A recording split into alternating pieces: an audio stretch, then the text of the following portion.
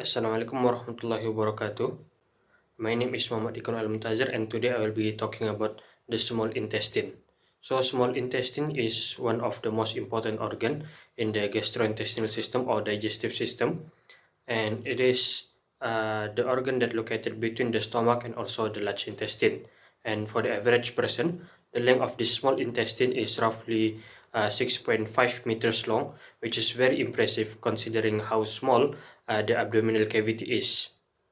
To fit in not just the small intestine but other accessory organ like liver and also pancreas, and the stomach and also the large intestine. So the function of the small intestine not only to digest the food that we take but also to absorb the nutrient that is getting digested. So the expert of this study is Dr. Nagaraj Sriram, which his specialty is in gastroenterology and hepatology, which subspecialty in internal medicine. Moving on to the anatomy of small intestine, as I said before, the small intestine located between the end of stomach and also the start of large intestine, which is the ileocecal joint, which is the joint between the ileum and also the start of the stomach. And part of the small intestine itself can be divided into three, which is the duodenum, jejunum, and also ileum. The duodenum itself is the starting part of the small intestine, followed by jejunum and also ileum. The duodenum itself can be divided into four main parts, which is the superior, descending, inferior, and also ascending part. Meanwhile, the structure of jejunum and ileum itself doesn't really have a clear physical deviation between each other that we can look into. However, in small and molecular level, both of them differ from each other. For example, in jejunum, it located in upper left quadrant, meanwhile ileum located in lower right quadrant. In jejunum, the wall thickness is higher than the ileum. It also have longer vasa recta compared to the ileum. It also have less arcades, which is the arterial loops compared to the ileum. And jejunum also is more red in color compared to the ileum because it have the more blood capillaries to absorb the nutrient. Moving on to the histology of the small intestine. The small intestine consists of four layers, which is the mucosa, submucosa, muscularis propria, and also the serosa.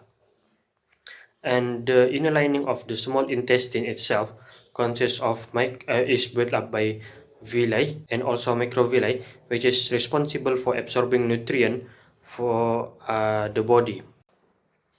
The inner lining of the small intestine itself consists of many components and also cells, including the enterocytes, goblet cells, and also Paneth cells. The structure include in the lining is Peyer's patches, and the crypts of Lieberkühn. The crypts of Lieberkühn itself contain many types of cells, including enteroendocrine cells. Moving on to the physiology of small intestine can be described in two ways, which is the digestion and also the absorption. The enzyme play a crucial role in digesting the nutrient. For carbohydrate, it require a different form, and types of sugar require different enzyme. For example, for starch, it require pancreatic amylase to hydrolyze it. For maltose, it require maltase. For sucrose, it require sucrase, and lactose, it require lactase. For protein, it requires pepsin to hydrolyze protein into polypeptide, and trypsin it will hydrolyze polypeptide to peptides, and erepsin it will hydrolyze peptides into amino acid. For lipid, the lipase will hydrolyze lipid to fatty acid and also glycerol. For absorption process, different nutrients require different way of absorption. For example, fructose, glucose, and galactose, amino acid, vitamin B and C, and also water They will absorb through epithelial cell into blood capillaries. And the method of absorption, there are several methods of absorption. For example, facilitated diffusion, active transport, absorbed by water, and also osmosis. And for the fatty acid and also vitamin that is pertaining to the fatty acid, for example, vitamin A, D, E, and K, it will be absorbed through the epithelial cell into the lacteal by the simple diffusion. Moving to the medical condition that is related to the uh, small intestine, the technologies that is related to small intestine, and also the conclusion. For the medical condition that is related to the small intestine is the celiac disease. Celiac disease itself is the autoimmune condition where the immune system become hyperactive when it is exposed to the gluten. Gluten itself is a protein found in foods containing wheat, barley, and also rye.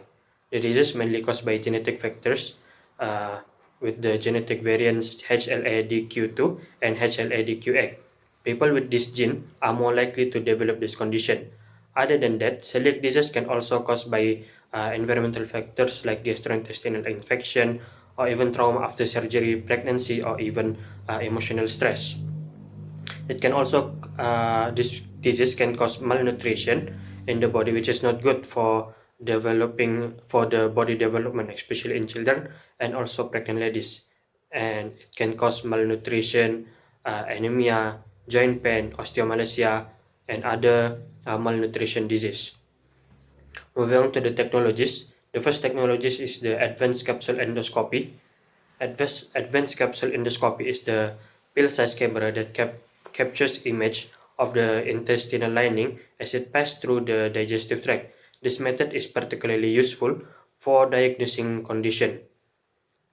The second one is the ingestible biobatteries, which is the solution for powering devices in small intestine, which is difficult to access due to its complex anatomy. The last one is the small intestine microbiome SIMBA capsule. SIMBA is a novel device designed for sampling the microbiota in the small intestine. It captures luminal fluid without the need of invasive procedures, allowing researchers to study diet microbiota and also interaction effectively.